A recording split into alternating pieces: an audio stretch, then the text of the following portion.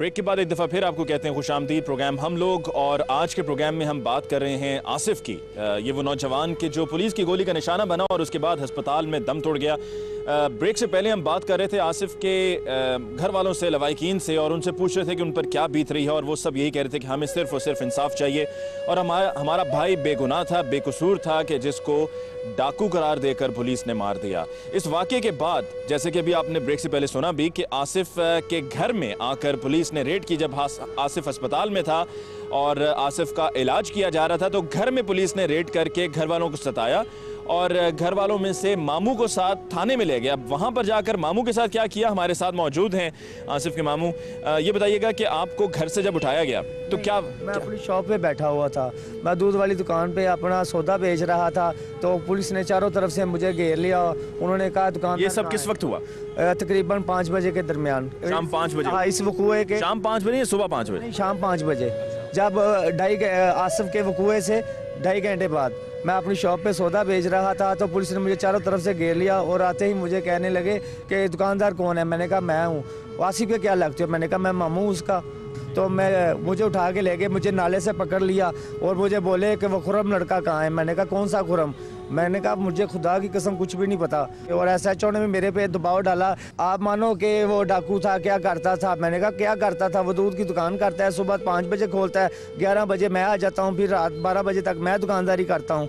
मुझे मारा पीटा और मुझे तशद्दुद का निशाना भी बनाया उन्होंने। ये आपकी आंख पे जो निशान है ये तशद्दुद का है? हाँ जी, ये थप्पड़ मारे, मैं मुंह पे हाथ रखता था, मुझे कहते थे हाथ हटा लो। ये बताएं कि ये जब सब वाक़या हुआ तो आपको आखिर में फिर पुलिस से जान कैसे छूटी?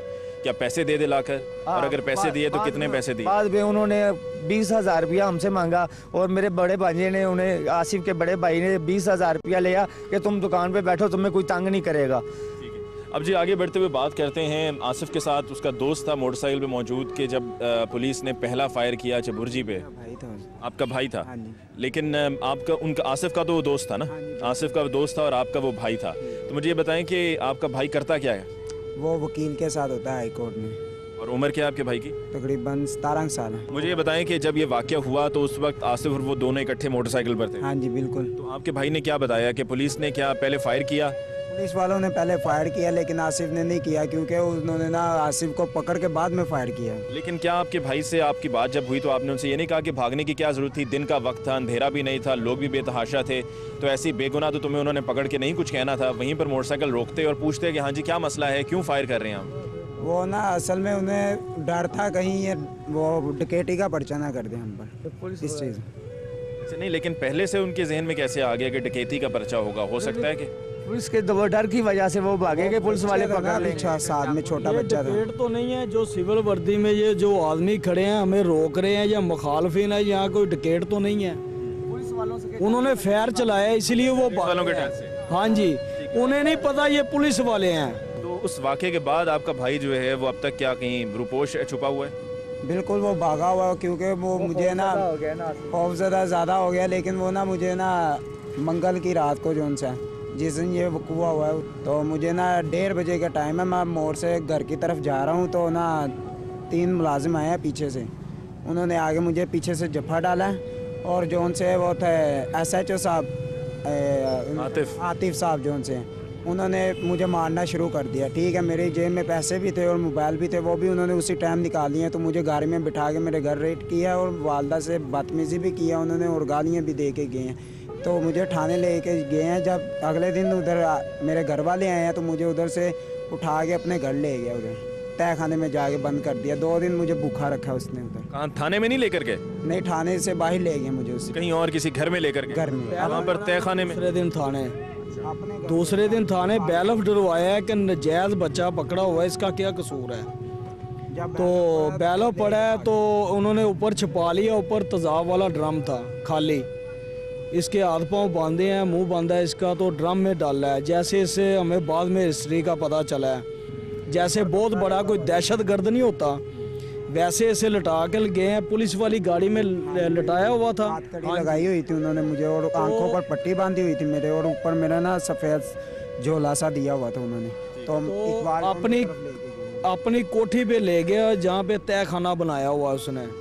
वो तय खाने में इसने ना 2 दिन वो SHO ने 2 दिन ये कुछ खाने को कुछ पीने को नहीं दिया। और ये जो उसका नया ड्रम था जो तेजाब का, ये कहाँ पर था? वो उसकी छत पर पड़ा हुआ था।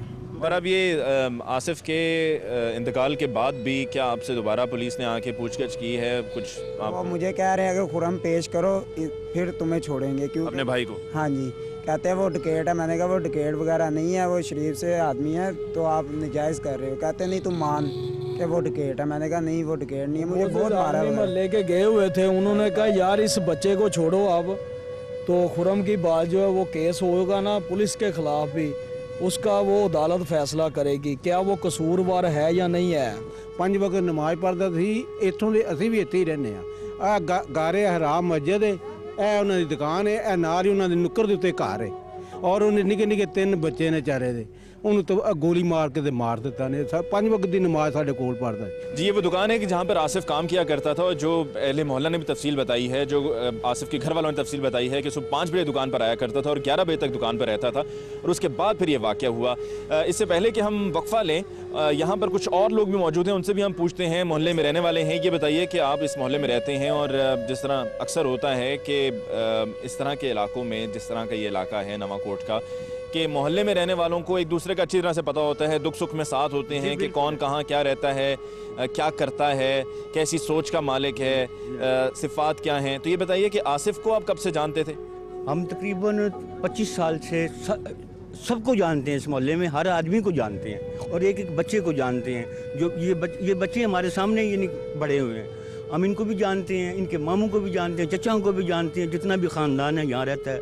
और इस गली के अंदर मेरा घर है, इसी गली में इनके घर है। जो पुलिस वालों का क्लेम है, जो वो ये कहते हैं कि जी ये डकैत थे और इस वजह से हमने ये सब किया, बिल्कुल झूठ है और सरासर झूठ। किसी किस्म की उन्होंने इस मोहल्ले में इतनी शरीफाना ज़िंदगी गुजार रहे थे वो कि, और हम तो दिन में 7 दफ़ा आते हैं, वो दूध भी लेते हैं, दही भी लेते हैं, इन्हीं से लेते हैं। और हम इनको जानते हैं, हर बंदे को जानते हैं। और ये चौथा मुकाबला इस इलाके में किया है पुलिस ने। और ये आतिफ ने तो इस बच्चे के ऊपर इतना जुल्म किया है और जो पैसे इसके पास थे वो भी निकाल लिए। ये नजायज़ जो है वो तो होना ही नहीं चाहिए किसी के साथ। अगर वो भागे हैं कहीं से, हमें नहीं पता, बाहर की तो पोजीशन का हमें नहीं पता, हम वहाँ नहीं थे, लेकिन यहाँ तो हम हैं ना। हम यहाँ का आपको मालूम है क्योंकि आप यहाँ के रहने वाले हैं और आपको मालूम है कि आसिफ सारी पोजीशन का पता है। ठीक है। और हम सबको एक एक बंदे को जानते हैं, ये नहीं कि किसी इन्हीं को सिर्फ जानते हैं, और दूसरों को भी जानते हैं। ये बच्चे जितने भी इस मोहल्ले में खेलते हैं हमें उनका पता है। और ये बच्चे दिन में 7 दफ़ा तो हमें सलाम करते रहे हैं, ये जिसको इन्होंने मार दिया पकड़ के। जी, बहुत शुक्रिया जी। जैसा कि यहाँ पर कुछ और मोहल्लेदारों ने भी गवाही दी है और गवाही में उन्होंने ये कहा है कि आसिफ को हम बड़े अरसे से जानते हैं, यहीं पर वो पले बड़े हैं, जवान हुए हैं और दूध की दुकान थी और दूध की दुकान पे हमारा उनके पास अक्सर आना होता था। तो जो पुलिस का कहना है कि ये डकैत थे और इस वजह से ये फ़रार हुए को डकैती करके, तो हमने उन पर कार्रवाई की और उस कार्रवाई के नतीजे में गोली चलानी पड़ी और उसके नतीजे में फिर अस्पताल में इलाज होता रहा आसिफ का और वहाँ पर अपने ज़ख्मों की ताब न लाते हुए इस दुनिया से आसिफ रुखसत हो गया। ये तो पुलिस का कहना है, लेकिन मोहल्लेदार कुछ और कहते हैं। अब पुलिस के पास हम जाकर उन्हीं की जुबानी सुनते हैं कि इस मामले में उनकी क्या राय है, वो क्या इसको तस्लीम करने को तैयार हैं, जो कि बहुत मुश्किल है, बल्कि नामुमकिन है कि पुलिस ये तस्लीम कर ले कि हाँ जी हम इसके लिए ज़िम्मेदार हैं, हमारा कसूर है और हम इसकी ज़िम्मेदारी कबूल करते हैं। लेकिन फिर भी उनसे पूछते हैं कि उन्होंने ये सब किस लिए किया और एक 27 साला नौजवान को क्यों गोली मारी। ये सब होगा एक ब्रेक के बाद। ना तो आसिफ का कोई अब तक क्रिमिनल रिकॉर्ड अभी आपसे उसमें अभी शेयर नहीं कर सकते, बाइक प्रॉब्लम शायद आया मगर आपसे अभी शेयर नहीं किया जा सकता। पीछे से वो जो सीन हो जाना इस लाइन के क्वार्टर के पीछे से छत पे चढ़े हैं। 2 लड़के थे, एक लड़का उधर भाग गया था, एक इधर आया ना जो भाग कर उसको पकड़ लिया, उसने कहा शोर मत मचाया, मुझे तहफ़्फ़ुज़ है। आपने जब इनको दौड़ते हुए देखा तो उस वक्त कहीं से फायर की आवाज़ आई है, फिर हमने देखा ना सामने शोर मच गया तो बाइक गिरी हुई थी और 2 लड़के भागते हुए आ रहे हैं।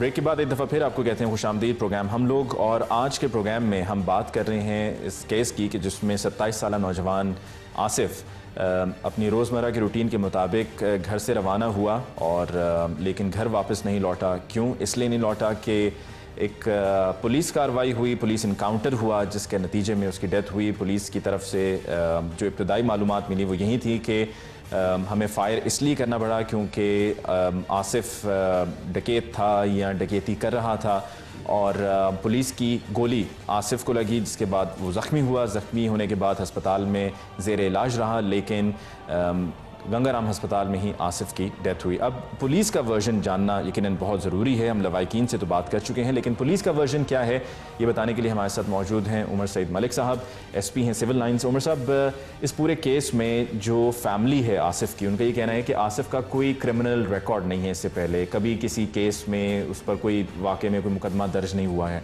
और दूध की दुकान है, घर से चंद कदमों के फासले पे, सुबह 5 बजे जाता है दुकान पे, 11 बजे दुकान पर आके उनकी फैमिली में से कोई और बैठ जाता था और यही उसकी रोज़ाना की रूटीन होती थी।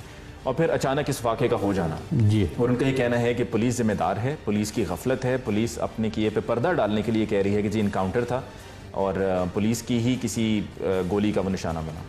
जी, इसमें एक तो ये है कि ये वाक़या दिन की रोशनी में हुआ है, जिसको अहले इलाका मोहल्ला सारों ने देखा है। 3 दफ़ा आसिफ ने पुलिस पे फायर किए और लकीली हमारे किसी कांस्टेबल को, किसी जवान को नहीं लगी।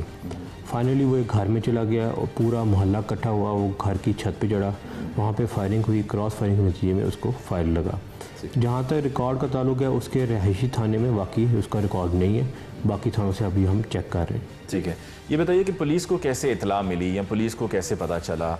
क्या कोई कॉल चली कि कहीं पर कोई डकैती हुई है और डकैती करने वाले जो हैं वो फ़रार हुए हैं, मोटरसाइकिल पर हैं, 2 हैं, उनकी ये उम्र है, ये हुलिया है? किस तरह पुलिस को ये इल्हाम हुआ, कैसे पता चला? पुलिस रूटीन में हमारे मुहाफ़िज़ गश्त कर रहे थे, उन्होंने रोका, ये नहीं रोका। उसके बाद इन्होंने फायरिंग की है, हवाई फायरिंग की है, पुलिस पीछे गई है।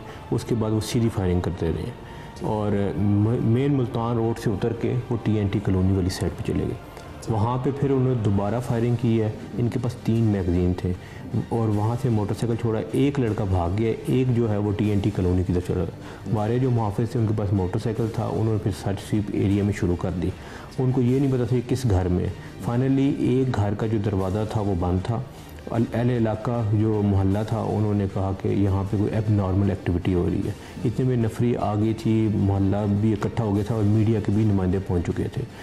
उसके बाद वो लड़के को जो पता लगा उस डाकू के वो ट्रैप हो गया, तो वो छत पे चढ़ के उसने दोबारा फायरिंग शुरू कर दी और फिर हमारे जवान भी छतों में मौजूद थे, उनकी फायरिंग से ये लड़का ज़ख्मी हुआ और 2 दिन बाद इसकी डेथ हॉस्पिटल में हुई। ठीक, ये बताएं कि जब ये वाक़या आपने कहा कि दिन में हुआ, जो पहली मरतबा आपके कहने के मुताबिक पुलिस पर फायर हुआ, जो आपके रूटीन की गश्त कर रहे थे पुलिस एहलकार, उन पर फायर हुआ, तो वो फायर किस जगह पर हुआ था? चुबुर्जी पे हुआ?